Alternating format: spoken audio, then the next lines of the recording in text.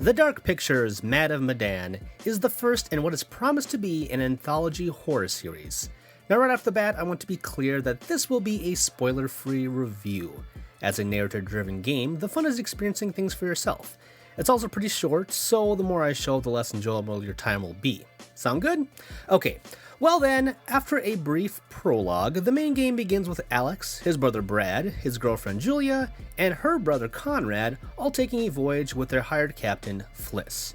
Their goal is to seek underwater wreckage, which leads them to pirates and eventually an abandoned ship in the middle of nowhere. That's where the real crux of the game begins, which I won't elaborate on too much.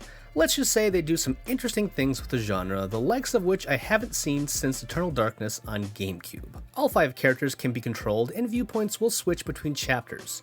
Choices are given in conversations. Should I do this or that, take this or that? You get the idea. There is minimal exploration at first, and uncovering objects or documents will then inform what players can say in some situations. The one aspect that this game isn't great about is the movement, as Supermassive Games thought 2019 would be a great time for characters to control like a take again, just like the original Resident Evil games.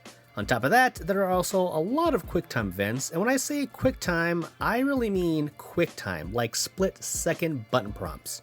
Personally, I found them to be a little off balance, especially given that aiming sections or dialogue choices give players a lot more time. The frustrating thing about this though is that a lot of this game, as a choice-driven story, is actually dictated by how fast you are and not actually what you decide to do.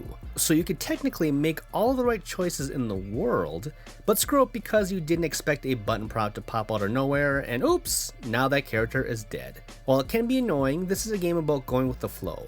Yes, it can feel terrible to have something unexpected happen to a character you like just because you made one wrong move, but the way in which these choices are strung together is still incredible. Sometimes things don't make logical sense, but there are actually no real plot holes in the story that I can really think of. There are some technical problems though, lip syncing can be off and the frames do get occasionally choppy. I should also mention that besides solo play, there are 2 multiplayer options. Online you can play with one friend and you share one story, each being able to make decisions alternatively as the game dictates. There's also couch co-op, which allows players to pass the controller around and is less exciting. So for me, the best thing about Medan was experiencing it alone, knowing that I could talk to friends later to share how my narrative played out. That's what I loved about the last game, Until Dawn, and that's what I'm going to love about this after it comes out for the rest of the world.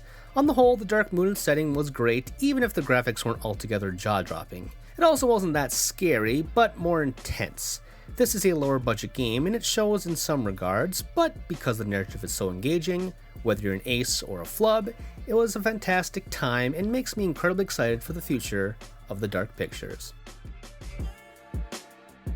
If you like this video and want to see more from me, then subscribe to my channel, and also check out my articles over at The Gamer. All these links and more are in the description notes below. Thanks for watching!